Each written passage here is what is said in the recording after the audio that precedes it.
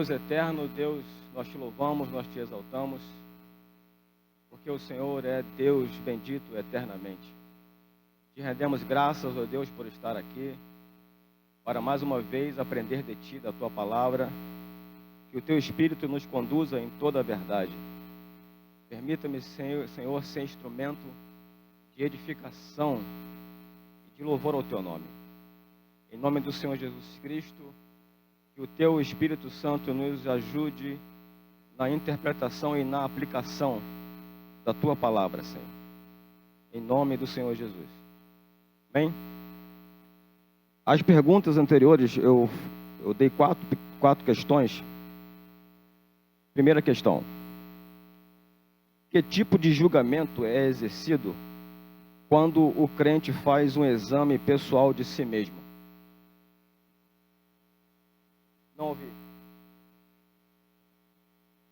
Que tipo de julgamento é exercido quando o crente faz um exame pessoal de si mesmo?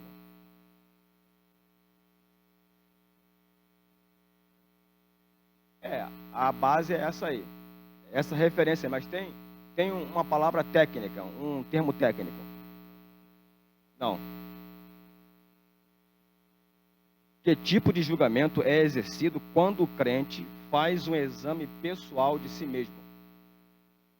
Auto-julgamento, ou autoavaliação, ou autoexame. Certo? Isso está em 1 Coríntios 11, a partir do verso 31. Auto-julgamento.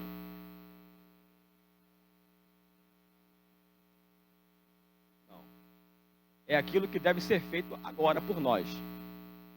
Certo? O crente deve se examinar. Deve examinar a si mesmo. Reconhecer que está errando e corrigir. Segunda questão: quem será atingido pelo juízo?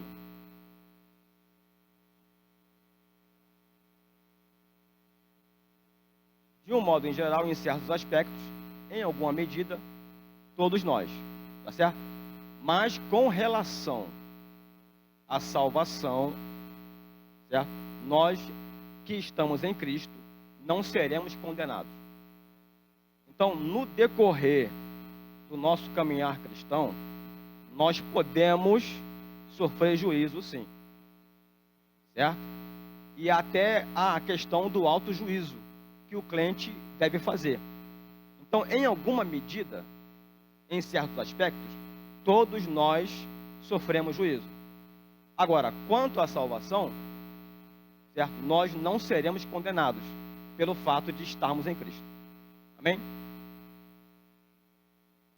A resposta então é: em certos aspectos, todos sofrem juízo, hoje ou depois. Mas, com respeito à salvação, nós não seremos condenados. Terceira questão: mencione uma diferença entre o juízo das nações e o juízo final. Mencione uma diferença entre o julgamento das nações e o juízo final. O juízo das nações está em Mateus 25. O juízo final está em Apocalipse 20. Há muitas diferenças. Eu quero apenas uma delas. Oi?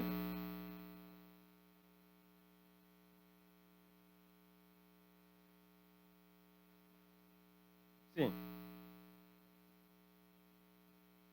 Por exemplo, nessa linha aí, a diferença entre Mateus 25 e Apocalipse 11 é que o julgamento das nações acontecerá antes do milênio. O juízo do grande trono branco acontecerá após o milênio. Então essa é uma diferença. A outra diferença: no juízo das nações não haverá ressurreição. No julgamento final, os ímpios mortos serão ressuscitados. Então, eu quero apenas uma diferença. São várias diferenças. Por exemplo, no juízo das nações, o julgamento será feito na terra. O julgamento final, o mar e a terra fugiram. não será na terra. Amém? Está tudo lá no texto lá. Certo? Na prova, se eu disser assim, mencione uma diferença entre o juízo das nações e o julgamento final, certo? Eu quero uma dessas. Amém? Quarta questão. Que tipo de julgamento será determinado para recompensar os salvos de acordo com a sua fidelidade? Essa aí é fácil. Que tipo de julgamento será determinado para recompensar os salvos de acordo com a sua fidelidade? Não entendi. Não, eu quero o tipo de julgamento. Haverá um julgamento para os salvos. O tribunal de Cristo. O tribunal de Cristo será um julgamento para quem é salvo. Certo? Nesse julgamento, não está em questão a salvação. Está em questão a recompensa de acordo com a nossa fidelidade. Então, é o tribunal de Cristo. Amém? Como eu disse, hoje é o 6º tema. Nós iremos falar sobre a grande tribulação. Nós partiremos de alguns textos. Eu trouxe aqui alguns textos, eu não vou lê-los todos, mas o nosso principal exame para tratar desse assunto vai ser Apocalipse. Nós iremos examinar Apocalipse a partir do capítulo 4. Amém? Então eu trouxe alguns textos aqui, que eu não vou ler todos, eu vou ler aqui alguns, mas a nossa principal referência para tratar desse assunto será o livro de Apocalipse, a partir do capítulo 4.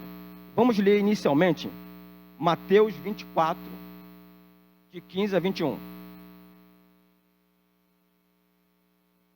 Eu vou aqui citar os textos, eu não vou ler todos, eu devo ler somente 2 textos, mas os textos são, quem quiser anotar, se bem que depois vocês vão ter essa matéria aqui. Os textos são Mateus 24, 15 a 21, Mateus 24, 29 a 31, Daniel 12, 1, Isaías 61, 2, Deuteronômio 4, 30, vai estar no grupo, Amós 5, 18 a 20, Joel 2, 2, Apocalipse 7, 14, Apocalipse 3, 10.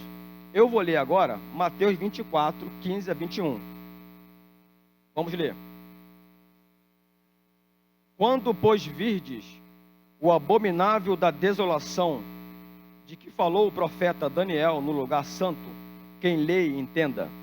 Então, os que estiverem na Judéia, fujam para os montes.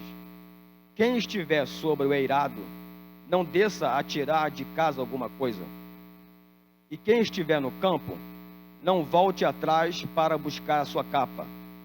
Ai das que estiverem grávidas, e das que amamentarem naqueles dias. Orai para que a vossa fuga não se dê no inverno, nem no sábado. Porque nesse tempo haverá grande tribulação, como desde o princípio do mundo até agora não tem havido, e nem haverá jamais. Verso 29 a 31. Logo em seguida, a tribulação daqueles dias, o sol escurecerá, a lua não dará a sua claridade, as estrelas cairão do firmamento, e os poderes dos céus serão abalados. Então aparecerá no céu o sinal do Filho do Homem. Todos os povos da terra se lamentarão, verão o Filho do Homem, vindo sobre as nuvens do céu com poder e muita glória. E ele enviará os seus anjos com grande clangor de trombeta, os quais reunirão os seus escolhidos dos 4 ventos, de uma a outra extremidade dos céus. O que é que se percebe aqui inicialmente? O Senhor Jesus Cristo, ele fala de um tempo de aflição incomparável na história. E relaciona esse tempo de angústia à sua segunda vinda. Perceberam isso? Isto é, Cristo retorna, Cristo volta à terra para cumprir várias profecias e para estabelecer o seu reino na terra por 1000 anos após a grande tribulação. Então, a grande tribulação está profundamente relacionada à volta de Cristo. A volta de Cristo acontece após a grande tribulação. Vamos ler mais um texto. Sofonias, capítulo 2, correção. Sofonias, capítulo 1, versos 12 a 18. Antes de eu ler esse texto, eu quero dizer o seguinte: a grande tribulação será um tempo de juízo de Deus sobre a terra, especialmente sobre o povo de Israel. A tribulação servirá primariamente para reconduzir a fé em Deus, para reconduzir a fé no seu Messias. Nesse período, no final desse período da grande tribulação, Israel reconhecerá que Jesus Cristo, a quem eles rejeitaram, é de fato o Messias deles. Então, a proposta da grande tribulação é essa. Mas também não é somente isso. A grande tribulação não será um tempo de Deus para exercer juízo. A grande tribulação é a consumação de um plano que Deus começou a revelar e a pôr em ação no Gênesis. Que plano é esse? O plano de redenção. É por isso que Apocalipse fala sobre esse período de modo profundo. Por quê? Apocalipse é a consumação, é o desfecho do plano redentivo de Deus. Então, a tribulação não é somente para que Deus derrame a sua ira sobre as nações. Não é somente para que Deus discipline Israel, mas é para redimir a terra. Para quem não sabe, a terra também é alvo do plano de redenção de Deus. E na grande tribulação, este objetivo será alcançado. Então, a grande tribulação não é só um tempo de juízo de Deus, mas é um tempo de consumação do seu plano redentivo. Amém, queridos? Sofonias 1, 12 a 18. Naquele tempo, esquadrinharei a Jerusalém com lanternas e castigarei os homens que estão apegados à borra do vinho e dizem no seu coração: o Senhor não faz bem nem faz mal. Por isso, serão saqueados os seus bens e assoladas as suas casas, e edificarão casas, mas não habitarão nelas. Plantarão vinhas, porém não lhes beberão o vinho. Está perto o grande dia do Senhor.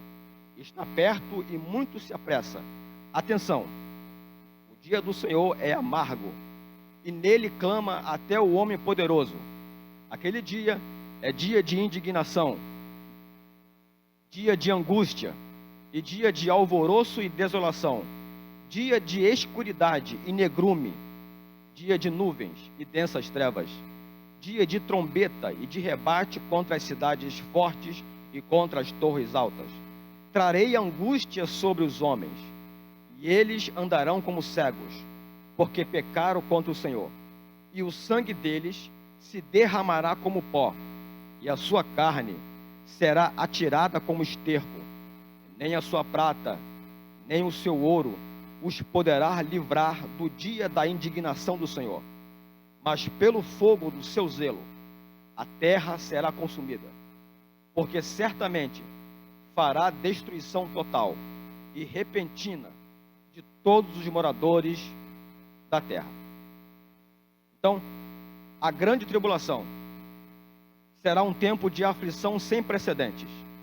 Não houve igual e nunca haverá. Supera o dilúvio, a destruição de Sodoma e Gomorra. supera todos os cativeiros sofridos pelo povo judeu. Supera as duas grandes guerras mundiais. Supera o Holocausto de Hitler, sendo relacionada ao que é chamado o Dia do Senhor, que corresponde aproximadamente aos 7 anos que antecedem a volta de Cristo. Assim sendo, corresponde às trombetas e taças do Apocalipse. O que é a grande tribulação? Será um tempo de juízo inigualável. Será um tempo de aflição sem comparação em toda a história. E esse tempo de tribulação está relacionado ao que nós chamamos de 70ª semana de Daniel. O que é isso? Essa profecia foi uma profecia que Daniel recebeu, foi uma visão que Daniel recebeu acerca do povo judeu, certo? São 70 semanas de anos, isto é, 70 semanas de anos, 70 vezes 7, ou seja, 490 anos. Amém? Vamos ler esse texto? Daniel 9. Daniel 9, 24 a 27.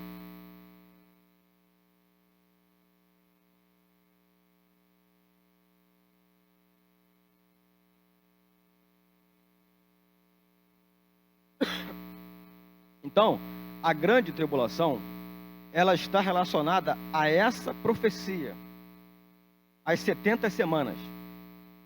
Diz assim: 70 semanas estão determinadas sobre o teu povo. Que povo é esse? É o anjo falando para Daniel. 70 semanas estão determinadas sobre o teu povo. O teu povo quem era? Israel. E sobre a tua santa cidade. Que cidade é essa? Só pode ser Jerusalém. Não é outra cidade a não ser Jerusalém. Então, observem que é uma profecia específica para o povo judeu. 70 semanas estão determinadas sobre o teu povo e sobre a tua santa cidade, para fazer cessar a transgressão, para dar fim aos pecados, para expiar a iniquidade, para trazer a justiça eterna, para selar a visão e a profecia, e para ungir o santo dos santos. Ou seja, ao final desse período determinado por Deus, haveria tudo isso. O pecado cessaria. A justiça eterna seria estabelecida. Isso aconteceu há 2000 anos atrás? Sim ou não? É claro que não. E uma regra para se interpretar profecia é a seguinte regra: uma profecia que não teve o seu cumprimento no passado deverá ter o seu cumprimento completo e pleno no futuro. Certo? Agora, a partir do verso seguinte, verso 25, esse tempo determinado, ele é delimitado. Sabe e entende, desde a saída da ordem para restaurar e para edificar Jerusalém até ao ungido, ao príncipe, 7 semanas e 62 semanas. As praças e as circunvalações se reedificarão, mas em tempos angustiosos. A partir de que fato começou a contagem dessas 70 semanas? A partir de que evento começou-se a contar essas semanas? A partir da edificação, da reconstrução de Jerusalém. Então, a profecia, ela começa a ser contada, o tempo dela começa a ser contado a partir da reconstrução dos muros que foram derrubados. Após o grande exílio babilônico, Israel retorna para Judá. Israel retorna para Jerusalém e começa a reconstrução dos muros. E é a partir de então que a profecia, esse tempo, começa a ser contado. E isso. Então, observe que aqui ele descreve 7 semanas mais 62 semanas, até ao príncipe, ao ungido. Quem é esse príncipe? Quem é esse ungido? A palavra ungido aqui, no original, seria Messias. Certo? Então, observe que essa profecia, na contagem do tempo, ela se cumpriu perfeitamente, cabalmente, até a crucificação. Verso seguinte. Depois das 62 semanas, será morto o ungido, ou o Messias, e já não estará. E o povo de um príncipe que há de vir, destruirá a cidade e o santuário, e o seu fim será num dilúvio. E até ao fim haverá guerra, desolações são determinadas. Então, da contagem de tempo que começou com a reconstrução dos muros, até a crucificação, a profecia se cumpriu. Ficou faltando o quê? A 70ª semana. Ficou faltando a última semana de anos. Restam ainda 7 anos. Por quê? Porque depois dos 7 anos da morte de Cristo, a profecia não se cumpriu. Porque qual era o propósito dela? Fazer cessar o pecado, estabelecer a justiça eterna, selar o Santo dos Santos. E isso não aconteceu. E vai acontecer quando? O que parece, certo? É que houve uma lacuna, é que houve uma interrupção na contagem do tempo da profecia. Alguns supõem que essa interrupção foi em razão da rejeição de Israel ao seu Messias. Veio para o que era seu e os seus não o receberam.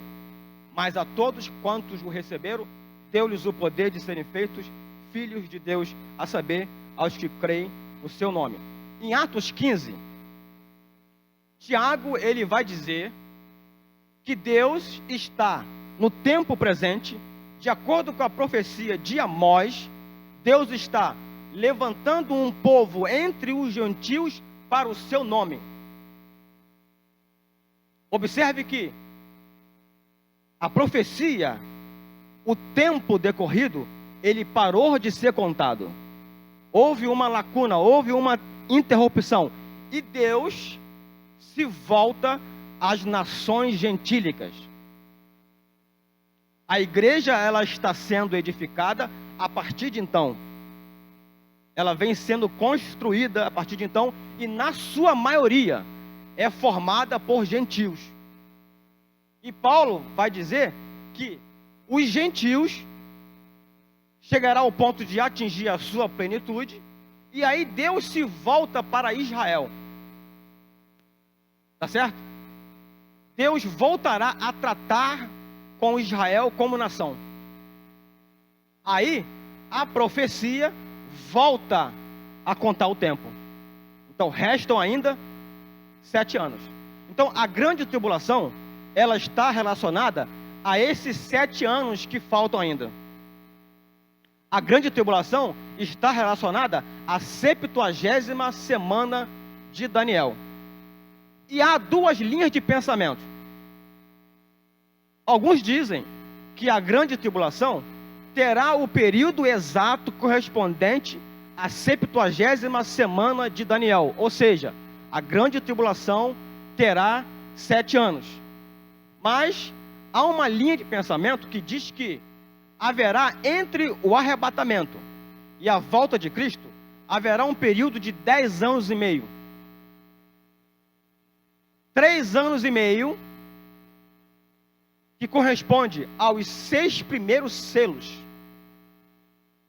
E os 7 anos finais, que precedem a volta de Cristo, que correspondem às trombetas e às taças. Ou seja, os 6 primeiros selos perfazem um período de 3 anos e meio, aonde se encerra a dispensação da graça.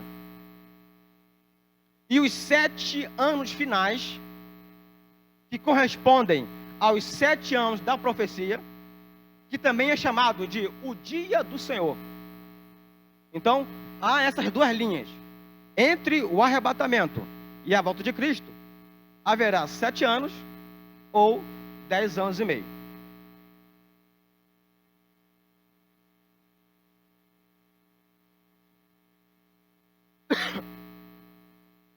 No dia do Senhor, a maioria dos santos estará no céu. Se ainda houver algum sobre a terra, estará com o selo ou protegido de alguma outra forma. Os outros que estarão sujeitos à redenção são os judeus, a nação de Israel, as nações, os povos das nações que passarão pelos julgamentos, a terra que deverá se tornar nova depois de purificada pelo fogo. Então, observe que a grande tribulação não é só um tempo de derramar da ira de Deus.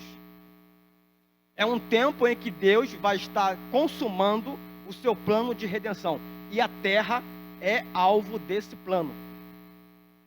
Israel é alvo desse plano. As nações são alvo desse plano. Os santos no céu,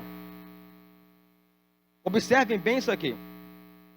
Os santos no céu estarão encarregados da redenção da terra e do julgamento das nações. São eles os agentes do Apocalipse. Estão encarregados de executarem os flagelos. Aonde estará a igreja?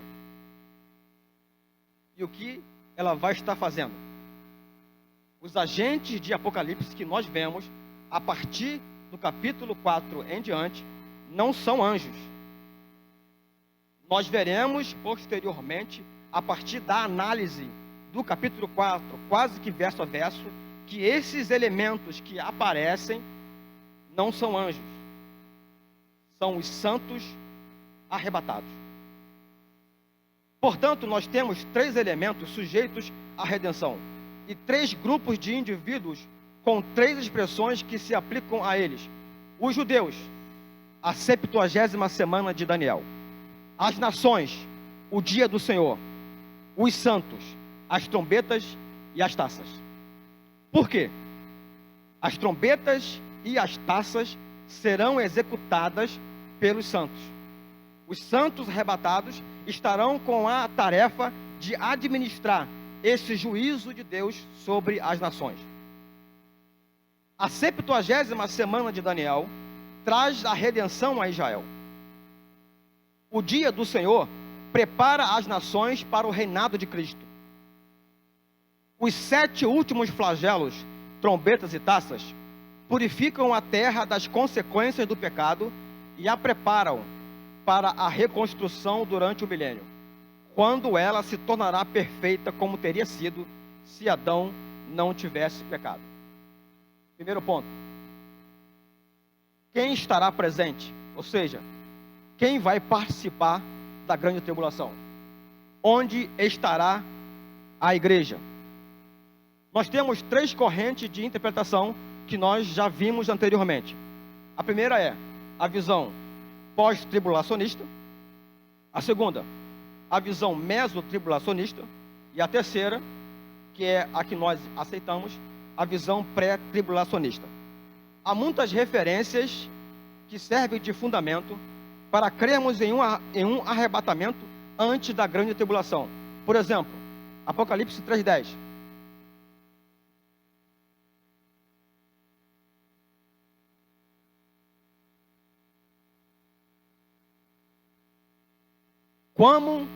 como guardaste a palavra da minha paciência, também eu te guardarei da hora da tentação que há de vir sobre o mundo inteiro, para tentar os que habitam na terra.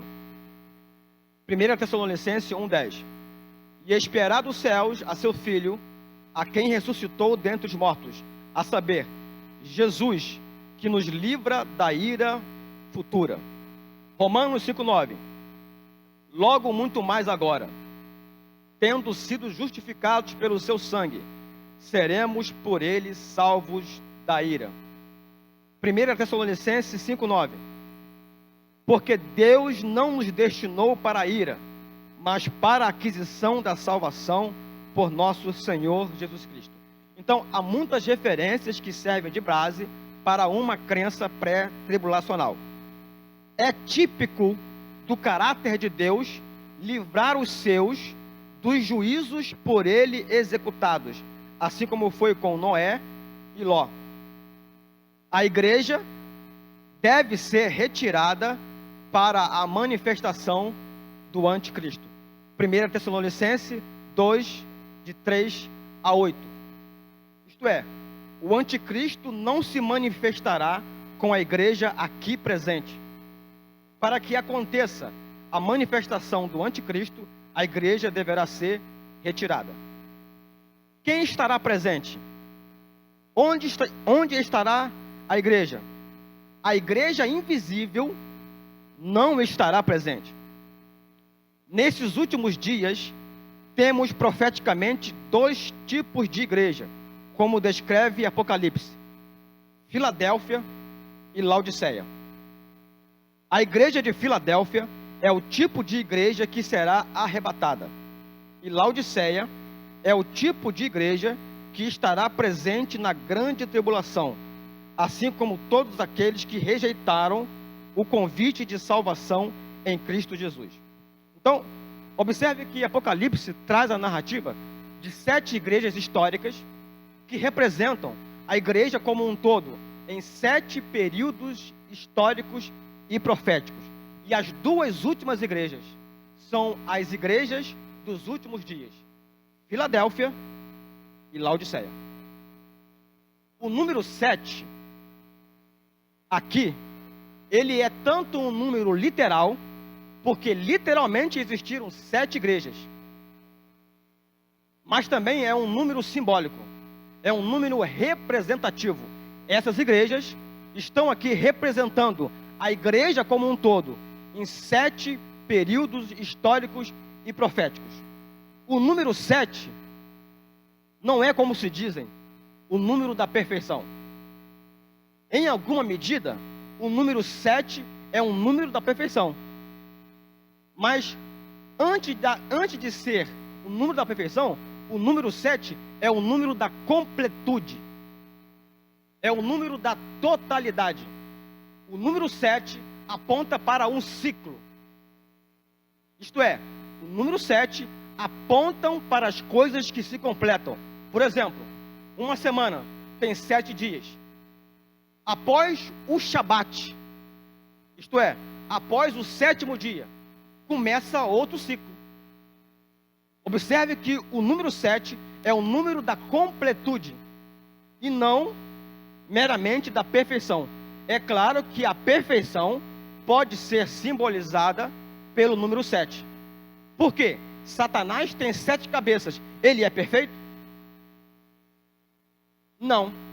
7 cabeças fala do domínio completo do diabo sobre a terra. Estamos entendendo?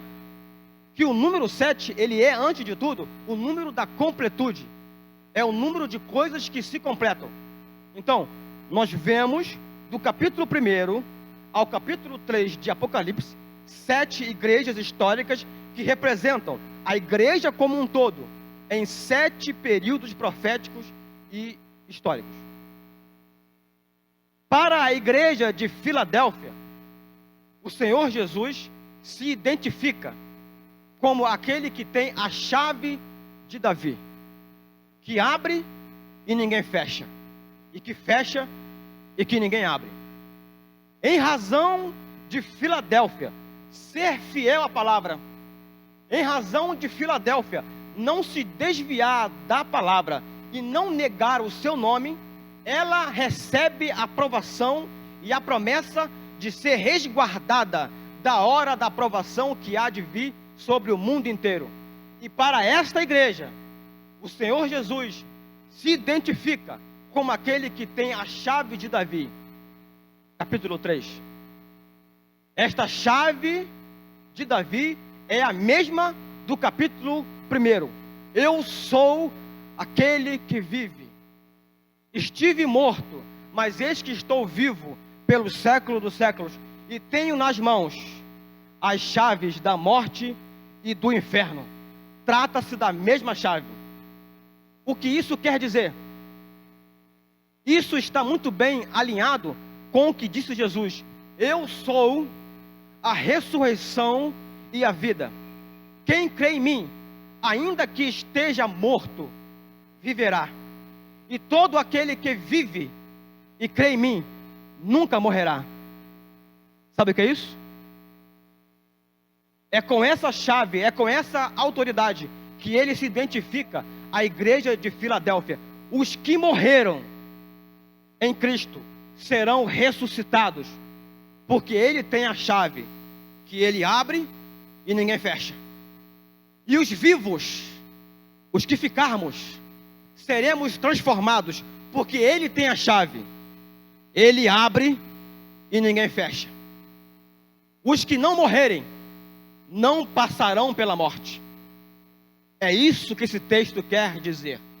Então, para Filadélfia, o Senhor se identifica como aquele que tem a chave da morte e do inferno. Eu sou a ressurreição e a vida. Quem crê em mim, ainda que morra, viverá. E todo aquele que vive e crê em mim, nunca morrerá. Então, Filadélfia é o tipo de igreja que será arrebatada. E Laodiceia? Para Filadélfia, o Senhor Jesus se identifica como aquele que tem a chave da morte e do Hades. Para Filadélfia, ele se identifica como a testemunha fiel e verdadeira. Para uma igreja que se desviou dos caminhos da fé, que se desviou da palavra, ele se revela, ele se identifica como a fiel testemunha. Para uma igreja que deixou de ser legítima testemunha da verdade, ele se identifica como aquele que é a fiel testemunha. Eu sou o caminho, a verdade e a vida. E Apocalipse 3:20, muitas vezes eu usei esse texto em uma mensagem evangelística. Mas Apocalipse 3:20 não é uma mensagem para o mundo. Apocalipse 3:20 é uma mensagem para pessoas de dentro da igreja de Laodiceia. Porque a igreja de Laodiceia já foi rejeitada. Essa mensagem é para pessoas que estão lá. Eis que estou à porta e bato. Se alguém ouvir a minha voz e abrir a porta, eu entrarei, cearei com ele e ele comigo. Algumas pessoas dessa igreja receberão esse convite e serão salvas, mas a igreja como um todo será rejeitada. E nós estamos vivendo esses dias. A igreja de Laodiceia, uma igreja materialista, uma igreja que nega os princípios da fé. E isso já está acontecendo. Há muitas igrejas que entraram pela teologia liberal e estão negando, pasmem vocês, estão negando a ressurreição do Senhor Jesus. Estão negando o seu nascimento virginal. Isto é, estão negando o seu nome. Estão desviadas da verdade. E eis que estou à porta e bato, não é uma mensagem para o mundo ímpio. É para alguns dessa igreja que serão salvas. Amém? Então, a igreja de Filadélfia é o tipo de igreja que será arrebatada, e Laodiceia é o tipo que será rejeitada.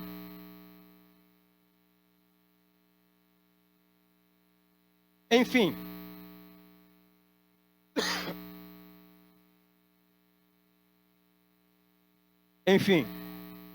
a igreja de Laodiceia é o tipo de igreja predominante nos últimos dias desta era, que será rejeitada e será deixada para a grande tribulação. Entretanto, algumas pessoas de dentro dessa igreja serão salvas. Apocalipse 3:20 é um apelo a essas pessoas. O mundo inteiro que rejeitou a oferta de salvação e os que se desviaram da fé participarão da grande tribulação. A igreja de Filadélfia é preservada, é resguardada por duas coisas: por guardar a verdade, por guardar a palavra e não negar o seu nome. E Laodiceia é reprovada exatamente por fazer o contrário, se desviar do caminho da fé, negar o seu nome. Onde estará a igreja? O esboço dos temas expostos no livro de Apocalipse, em todos os capítulos, é o seguinte: capítulo 1, a visão de Cristo glorificado. Capítulo 2 e 3, a igreja no passado e presente. Capítulo 4, a igreja arrebatada. Capítulo 5, a igreja glorificada.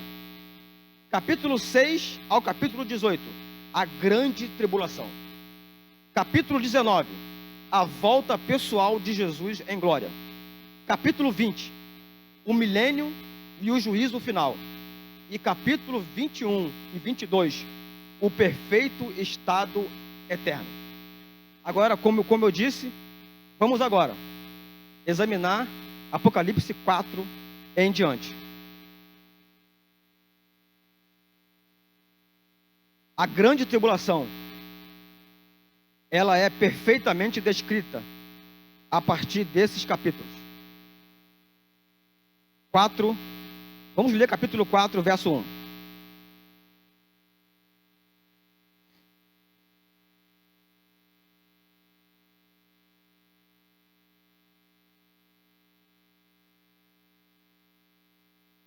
Diz assim: depois destas coisas, olhei, e não somente uma porta aberta no céu, como também a primeira voz que ouvi, como de trombeta, ao falar comigo, dizendo: sobe para aqui, e te mostrarei o que deve acontecer depois destas coisas.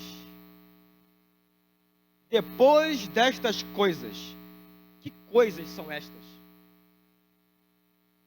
Observe que a narrativa vem numa sequência histórica. Do capítulo 1 ao capítulo 3, nós temos perfeitamente o caminhar da igreja sobre a terra. Nós estamos, nesse momento, exatamente nos momentos finais do capítulo 3. O capítulo 1 ao capítulo 3 descreve a igreja no seu ciclo sobre a terra. E o texto diz: depois destas coisas. Aqui está o ponto. Aqui está o ponto aonde se fecha um ciclo e se começa outro ciclo. O que vai acontecer quando a igreja encerrar o seu ciclo sobre a terra? Pense comigo. O que vai acontecer quando a igreja terminar o seu ciclo sobre a terra? Porque 7 fala de um ciclo. As sete igrejas representam a igreja como um todo. O que vai acontecer depois destas coisas? Observe que João está aqui atuando como um tipo. ele está atuando como uma prefiguração dos santos que serão arrebatados. E depois destas coisas, eis não somente uma porta aberta no céu. O livro de Apocalipse é um livro de visões e revelações. João teve revelações e visões de fatos que, na nossa perspectiva, vão acontecer. Na verdade, João viu o que já aconteceu. O que João descreve em todo o livro são acontecimentos que já aconteceram. É porque João viu na realidade atemporal de Deus. João viu como Deus vê. Mas, explicando na nossa perspectiva, eu devo dizer que João teve visões e revelações de coisas que, para nós, ainda vão acontecer. E ele está aqui, atuando como um tipo daqueles que serão arrebatados. Depois destas coisas, olhei, e eis não somente uma porta aberta no céu. O que é que ele viu? Ele viu uma porta aberta no céu. Deixe-me dizer sobre essa porta. Essa porta, quando Adão pecou, ela se fechou para o homem. O homem não mais tinha acesso a Deus. Houve uma interrupção, um abismo entre Deus e os homens. Mas Deus envia o seu Filho ao mundo. E quando ele vem ao mundo e paga o preço por nós, ele retorna. E se cumpre o que está no Salmo 24. Levantai, ó portas eternas. Levantai, ó entradas eternas, para que entre o Rei da Glória. A ideia que se tem desse texto é que havia porteiros de dentro e por fora. Os porteiros de fora gritam: levantai, ó portais eternos, levantai, ó entradas eternas. E os de dentro perguntam: para quê? Para que abrir os portais? Para que entre o Rei da Glória. E eles perguntam: quem é este Rei da Glória? O Senhor forte e poderoso na batalha. O Senhor desce à terra e paga um preço por nós, vence a nossa guerra e volta vitorioso. E os portais eternos são abertos para ele entrar. E essas portas estão abertas. E será por esses portais que os santos entrarão. E depois destas coisas, diz João, eis não somente uma porta aberta no céu, como também a primeira voz que ouvi como de trombeta. Então João teve a visão de uma porta aberta no céu e ouviu uma voz como de trombeta. O arrebatamento será pré-anunciado, será precedido pelo toque de uma trombeta. O arrebatamento será precedido pelo toque de uma trombeta. João está aqui atuando como uma prefiguração, como uma tipificação daqueles que serão arrebatados. E é a partir desse capítulo que se começa outro ciclo. Fechou-se um ciclo. Qual ciclo? Da igreja sobre a terra. E começa aqui outro ciclo. Os santos que serão arrebatados serão organizados nos céus. A partir daqui é que você vê várias figuras. Por exemplo, 24 anciãos, 4 seres viventes, 4 cavaleiros, 4 anjos, 7 anjos. Essas figuras não são anjos. Esses elementos são os santos organizados em grupos que estarão encarregados da consumação do plano de redenção e do julgamento sobre a terra. Não sabeis vós que os santos hão de julgar o mundo? Diz Paulo. Não sabeis vós que os santos hão de julgar os anjos? João tem a visão de uma porta aberta no céu, depois que a igreja fecha o seu ciclo sobre a terra. João ouve o som de uma trombeta. O arrebatamento será precedido pelo toque de uma trombeta. A história da igreja sobre a terra, nesta altura dos acontecimentos, terá chegado ao fim. Agora a cena passa para o céu. A ressurreição ou arrebatamento será o primeiro de uma série de acontecimentos que levarão ao seu término a presente era e que introduzirão o reino de Deus. Jesus disse que esses dias seriam como os dias de Noé. O tempo de Noé foi um período de julgamento. Deus destruiu a terra mediante o dilúvio, mas Noé e sua família entraram na arca, e Deus fechou a porta pelo lado de fora. Então, a arca foi elevada acima da terra, pelas águas do dilúvio, e quando o julgamento terminou, a arca pousou novamente sobre a terra seca. Assim ocorrerá novamente naquele dia, quando julgar a terra mediante o fogo, a pestilência e a praga.